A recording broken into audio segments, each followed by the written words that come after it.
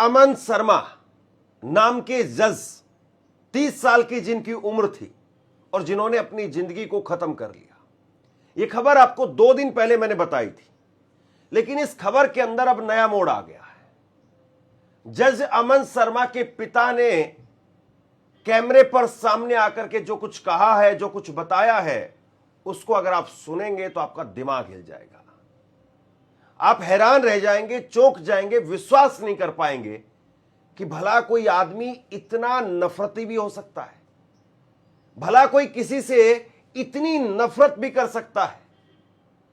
30 साल की उम्र थी अमन शर्मा की और 30 साल की उम्र वाले जज साहब अमन शर्मा जो दुनिया का मसला सुलझा रहे थे, दुनिया का मसला सुलझाने के लिए जिन्होंने काला कोट पहना था, वो रोजाना अपनी अदालत में जाते थे, दिल्ली की कड़कड़डूमा कोर्ट में जज थे, लेकिन अपना मसला नहीं सुलझा पाए और उनका जो मसला अब निकल करके सामने आया है, झकझोर देता है। ये है जज अमन शर्मा के पिता और इन्होंने कैमरे पर आकर के जो कुछ कहा है उसको बहुत गौर से आप सुनिएगा। मैं चाहता हूं कि इन्होंने जो कुछ कहा है वो इनकी जुबानी आप महसूस करें। जब 30 साल का नौजवान बेटा जो जज बन गया था, जब उसको कंधा देना पड़ता है, जब उसको शमशान घाट में ले जाना पड़ता है, जब उसकी चिता को अपने सामने जलते हुए देखना पड़ता है, तो सोचिए कि एक बाप पर क्या बीती होगी, उस माँ बाप पर क्या बीत रही होगी जिसने अपना 30 साल का नौजवान बेटा खोया है।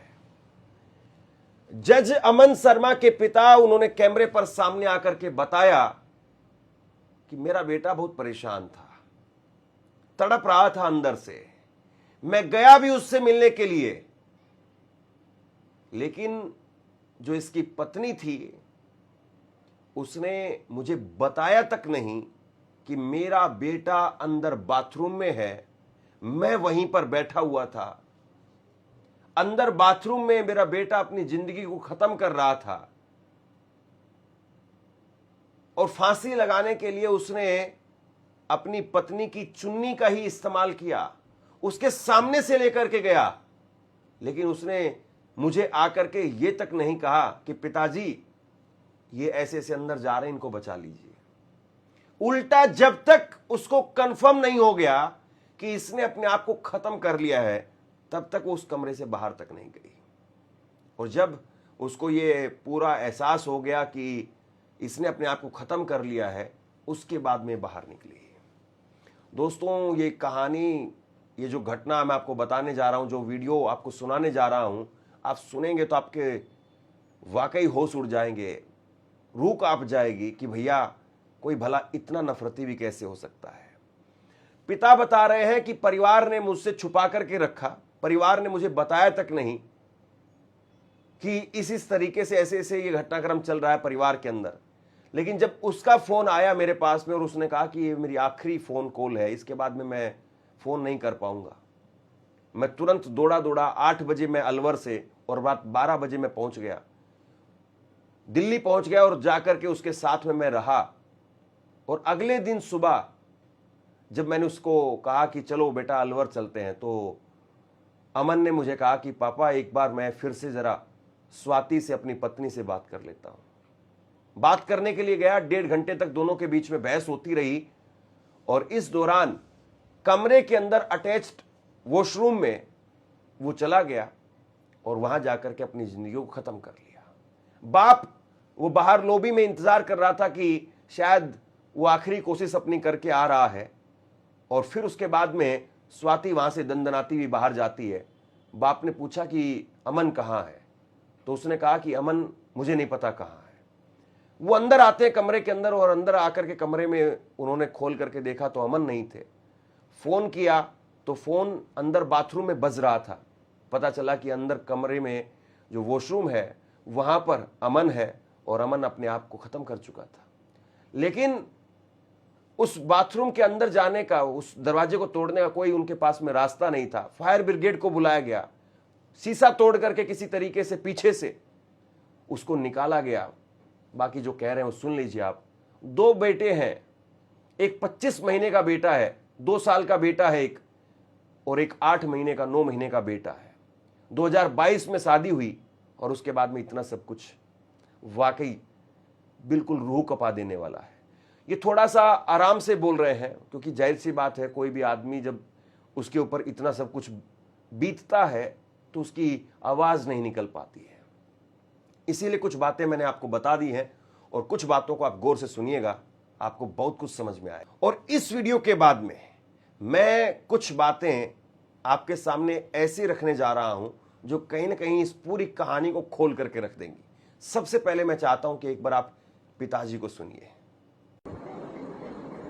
एक्चुअली बेटा अपनी वाइफ को लेकर के ना बहुत परेशान था। वो उसका बच्चे होने के बाद में व्यवहार जो है ना, वो एटीट्यूड उसका बिल्कुल एकदम चेंज हो गया था। सेकंड ये है कि वो किसी की नहीं सुनती थी और माँ उसके बाद फादर वो उसको समझाने के लिए कभी तैयार नहीं थे कि भाई तुम अपने पति के प्रति ऐसा श्रूड व्यवहार, क्रूएल व्यवहार, दुर्व्यवहार जिसको हम कहेंगे, वो मत रखो। उसने उसको कंटिन्यू रखा था उसके साथ। अब जैसा हमको पता चला, वो लगभग 2-3 महीने से बहुत ज़्यादा डिप्रेस था, बहुत ज़्यादा परेशान था। उसने अपनी सिस्टर को भी कहा, मेरी बेटी विधि भी वहीं रहती है डिफेंस कॉलोनी, अपनी मदर को भी खूब कहा। इन लोगों ने मुझे नहीं बताया। मैं बीच में भी अभी इनको समझा के आया था। बस अमन बार बार यही कहता था कि मैं इतना परेशान हूँ इन दोनों बहनों से, मेरी पत्नी से, और उसकी जो बड़ी बहन है वो इंडियन एडमिनिस्ट्रेटिव सर्विसेज में IAS ऑफिसर है, वो जम्मू लगी हुई है। वो अक्सर दिल्ली ही रहती है और उसने भी अपने पति को छोड़ा हुआ है। और वो ये दोनों ही आपस में मिलके इसको परेशान करते थे और इसको इस कदर टॉर्चर कर रखा था कि ये इसको सिवाय सुसाइड करने के अलावा इसके पास दूसरा कोई चारा ही नहीं था। घटना वाले दिन क्या हुआ, कैसे आपको पता चला? घटना वाले दिन मेरे को, मैं 1 तारीख को वृंदावन से आया था और लगभग 8 बजे मेरे पास फोन आया कि पापा मेरी आखिरी कॉल है ये और मैं नहीं रह पाऊंगा। इसने अपनी मदर को भी कहा, अपनी सिस्टर को भी कहा। मैं तुरंत गया, 8 बजे यहाँ से रवाना हुआ, 8:30 बजे रवाना हुआ शाम को। लगभग 12 बजे के लगभग मैं पहुंचा तो ये दोनों अलग अलग कमरे में सोए हुए थे। मैं इसके पास जाके सो गया। ये बहुत दुखी था, बहुत परेशान था, बहुत टॉर्चर्ड था उससे, बहुत डरा हुआ था उससे। मैंने इसे समझाया, मैंने इसके चाचा युद्धवीर को बुलाया। उसको शाम को भी मैंने बात की थी 1 तारीख को कि भाई मैं ऐसे ऐसे, वो परेशान करती है इसको। उसने कहा मैं आऊंगा, समझाऊंगा। उसको सुबह 9 बजे बुलाया, उसने कोई रेस्पॉन्ड नहीं किया। आया और तुरंत चला गया। मैं इसकी बहन निधि के पास भी गया, भाई ऐसा क्यों कर रखा है। उन्होंने भी बड़ा श्रूड व्यवहार रखा, कोई रेस्पॉन्ड नहीं किया, कैसे ही रहेगा। फिर मैं घर आया, घर आके मैंने कहा कि चलो अमन अलवर चलते हैं। बोला पापा एक बार मैं स्वाति से बात कर लेता हूँ, आप यहाँ बैठो लॉबी में। मैं वहां पर बैठ गया। इन्होंने रूम की कुंडी लगा ली। अंदर ही एक टॉयलेट था जो अटैच्ड। ये 1.5 घंटे बाद इसकी वाइफ निकल के आई और चली गई दूसरे कमरे में। मैंने पूछा अमन कहाँ है?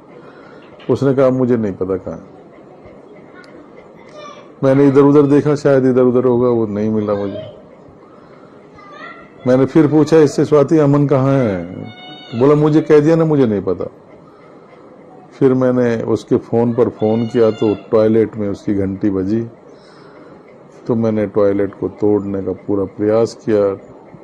टॉयलेट तोड़ा मैंने, देखा वो उसने हैंग किया हुआ था। और इसी दौरान स्वाति जो है वो अपनी बहन को फ़ोन किया, उसकी बहन नीचे आई, उसकी बहन और उसके चाचा युद्धवीर, उसने कहा कि तुम नीचे आ जाओ तुरंत। वो उनके साथ भाग गई। मैंने चाबी मांगी टॉयलेट की तो उसने चाबी भी नहीं दी मुझे, और वो तुरंत उसके साथ चली गई। उन्होंने कोई हेल्प नहीं की। वो अच्छी तरीके से जानती थी, वो रूम में एक साथ बैठे हुए थे, उसी की चुन्नी को लेकर के वो अंदर बाथरूम में गया है। उसने हैंग किया है, उसकी आवाज भी आई होगी, मगर उसने कोई उसको बचाने की या मुझे बताने की या शोर मचाने की कोई जिम्मत नहीं उठाई। और वो अच्छी तरीके से जानती थी कि ये आदमी सुसाइड कर रहा है और मैंने इसको मजबूर किया है इस सुसाइड करने के लिए। और उस व्यक्ति ने सुसाइड कर लिया, बेटे ने। और उसके भी काफी उपरांत बाद ये बाहर निकली है चिटकल खोल के, और मेरे पूछने पर मना करती है। और मैंने बाथरूम की चाबी मांगी, चाबी भी नहीं, और खुद चाबियों को लेकर के अपनी सिस्टर के साथ और अपने चाचा के साथ भाग गई। फिर मैंने बड़ी मुश्किल से टॉयलेट का शीशा तोड़ा, शीशा तोड़ करके अंदर घुसे, फिर उसको लटका हुआ था उसको उतारा। एम्बुलेंस, मैंने डॉक्टर को, मैंने अपनी बेटी को और दामाद को फोन किया था, वो आ गए थे एम्बुलेंस लेकर के, डॉक्टर को लेके उसको ऑक्सीजन वगैरह लगाई, उसको सफदरगंज हॉस्पिटल ले गए। लेकिन सफदरगंज हॉस्पिटल में एक आईसीयू में उसको जैसे ही लिया उन्होंने, डॉक्टर्स ने उसको डेड डिक्लेयर कर दिया। कितने बच्चे हैं? उसके 2 बच्चे हैं, एक 25 महीने का है बेटा, और छोटा बेटा उसका लगभग 8.5-9 महीने का है। दोनों बेटे। शादी कब हुई थी? शादी 2022 में हुई थी, 2022 8 मई 9 मई। पिता ने जो कुछ कहा है वो वाकई दिल को चीर देने वाला है, कलेजा चीर देने वाला है। और कोई भला ऐसा किसी के साथ में ऐसा कैसे कर सकता है? सबसे जो बड़ी चीज है जो बार बार चुभती है वो यही है। अब इस मसले के अंदर, इस मामले को लेकर के दिल्ली पुलिस ने कहा है कि हमने एक एफआईआर दर्ज कर ली है। हालांकि एफआईआर की कॉपी कई सारी वेबसाइट्स मैंने खंगाली, अभी तक एफआईआर की कॉपी नहीं मिली। और एफआईआर के अंदर उसकी साली, कई रिपोर्ट्स में कहा गया है कि उसकी साली उसका नाम है, क्योंकि जज अमन शर्मा, इसकी पत्नी वो न्यायिक अधिकारी थी, इसकी साली वो आईएएस अधिकारी है। न्यायिक अधिकारी इसकी पत्नी है और इसकी साली जो है वो आईएएस अधिकारी है। यानी दोनों बहनें बड़े रसूखदार पद पर हैं। और बहुत हद तक संभव है कि अगर कोई किसी प्रकार से कोई लेटर अगर नहीं मिले तो बहुत हद तक संभव है कि शायद उनका नाम निकल जाएगा। जो आईएएस हैं, आईएएस अधिकारी हैं इसकी साली साहिबा, तो उनका नाम निकल जाएगा। क्योंकि अगर कोई सबूत नहीं मिलता है तो खाली पिताजी के एलिगेशन के ऊपर एक आईएएस अधिकारी का नाम एफआईआर में आ जाए और उनके ऊपर भी मुकदमा चले, संभव दिखाई नहीं देता है। हो सकता है कि पुलिस 1-2 पूछताछ करे और उसके बाद में हो सकता है कि वो अपने रसूख का इस्तेमाल करें और अपना नाम निकलवा दें। लेकिन जरा आप कुछ बातों को सोचिए। हमें अमन के प्रति, उनके परिवार के प्रति सहानुभूति रखनी चाहिए। जाहिर सी बात है उस परिवार का बड़ा नुकसान हुआ है। लेकिन कुछ बातें मैं आपसे करना चाहता हूं। क्या अमन, उन्होंने ये नहीं सोचा कि 30 साल की अभी मेरी उम्र है और मेरे सामने इतना बड़ा कैरियर है, इतनी बड़ी जिंदगी है, अगर कहीं पर कुछ था भी तो सबके सामने रख देते, क्या ही होता? हो सकता है कि दोनों अलग हो जाते हैं, या परिवार की कोई ऐसी बात, कोई ऐसी चीज जो कभी सामने शायद नहीं लाना चाहते थे तो सामने आ जाती। कुछ दिनों में या तो चीजें ठीक हो जाती या चीजें बिगड़ जाती। लेकिन कम से कम जिंदगी बच जाती। आप सोचिए कि अमन शर्मा जो 30 साल की उम्र थी महज, वो हिम्मत नहीं दिखा पाए, और यही सबसे बड़ी चीज है। हिम्मत दिखाना, हिम्मत करना वो सबसे जरूरी चीज है। अगर अमन 1 मिनट के लिए भी इस बात को गौर से महसूस कर लेते, अंदर तक उस बात को सोच लेते कि बाहर मेरा पिताजी बैठा हुआ है लॉबी के अंदर, इंतजार कर रहा है मेरा, क्या वो फिर भी उस कमरे की तरफ जाते, उस वॉशरूम की तरफ जाते और उस वॉशरूम में जाकर के अपनी जीवन लीला को समाप्त कर पाते? एक बार भी नहीं सोचा कि वो मेरा पिताजी जब वो अंदर आएंगे और अंदर आकर के मुझे इस हालत में देखेंगे तो उनके ऊपर क्या बीतेगी? परिवार ने नहीं बताया पिता से कि ऐसी ऐसी स्थिति है, इस तरीके की हालत है और ऐसे ऐसे अमन के साथ में हो रहा है। बिल्कुल आखिरी में अमन ने जो है बताया। लेकिन जरा आप सोचिए कि आज के वक्त में आदमी जब उस रास्ते पर, यानी जब नेगेटिव रास्ते पर जाता है, तो इस बात को क्यों बंद कर देता है, इस बात को सोचना क्यों बंद कर देता है कि अभी भी बहुत कुछ बचाया जा सकता है। कोई सब्जी है, मान लीजिए वो खराब हो गई है तो उसको आगे से काट दीजिए। केला है, कहीं से पिचक गया है, दब गया है, उसको थोड़ा सा काट करके अलग कर दीजिए। पपीता है, आप कहीं से लेकर के आए हैं, आधा थोड़ा सा वो हो गया, उसको खराब हो गया, उसको काट दीजिए, उतने पोर्शन को, आधे का मजा लीजिए। जो बच गया है उसको बचाइए। बड़ी हैरान करने वाली बात है कि आप खुद जो है वो एक ऐसी जिम्मेदारी भरी पोस्ट पर थे, आपके सामने दुनिया भर के मसले आते और आप अपने ही मसले से नहीं निकल पाए। और जरा आप इस बात को भी देखिए कि उसकी पत्नी ने किस तरीके के हालात पैदा कर दिए होंगे कि एक आदमी उसको ये वाला रास्ता, वॉशरूम वाला रास्ता जो है वो आसान लगा, जिंदगी वाला रास्ता मुश्किल लगा। सोचिए उस आदमी को कितना परेशान किया गया होगा। तो इसलिए बहुत जरूरी है कि किसी को इतना तड़पाया ना जाए, किसी को इतना परेशान ना किया जाए, किसी को इतना डराया ना जाए कि उसके अंदर का डर निकल जाए। जज अमन शर्मा के पिता ने कहा कि वो स्वाति, उसकी पत्नी, नीचे आई और नीचे उसकी बहन के साथ में, यानी साली के साथ में और उसके चाचा के साथ में बैठ करके निकल गई। तो संभवतः यह दिखाई दे रहा है कि दोनों बहनें मिलकर के उसको परेशान कर रही थी। अब इस घटना के अंदर हमें कुछ और इंतजार करना चाहिए और मैं जरूर इस घटना को थोड़ा फॉलो करने की कोशिश करूंगा कि आखिरकार क्या सब पर एफआईआर होती है, ये मामला कहां तक जाता है। और बहुत बार ऐसा होता है कि अभी तो खबरें हैं और ये तो जज साहब है इसलिए इस मामले की चर्चा हो रही है, वरना इस तरह के चर्चे आजकल आम हो गए हैं। तो इसलिए बहुत जरूरी है कि अपने आप को बचाइए, अपने साथी को बचाइए, अपने परिवार को बचाइए। सोचिए कुछ गलत हुआ है, कुछ बुरा हुआ है, उसको छोड़ दीजिए। जो बच गया है, जो बचाया जा सकता है, उसको बचाइए, वरना आप एक कहानी में सिमट करके रह जाएंगे, यादों में सिमट करके रह जाएंगे और हो सकता है कि आपको यादों में भी कोई याद ना करे और आप एक ऐसी जिंदगी जी करके जा सकते हैं कि ना जाने वहां से आप क्या कुछ हासिल कर लें।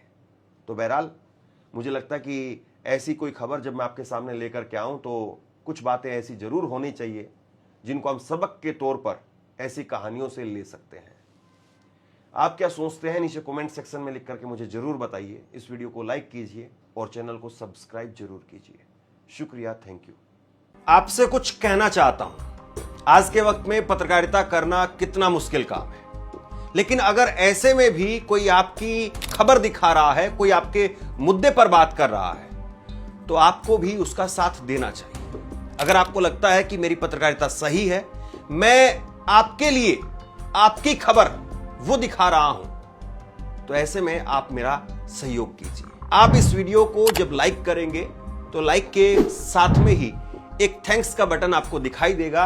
उस थैंक्स के बटन पर आप क्लिक कीजिए और जो भी सहयोग राशि दे सकते हैं वो दीजिए।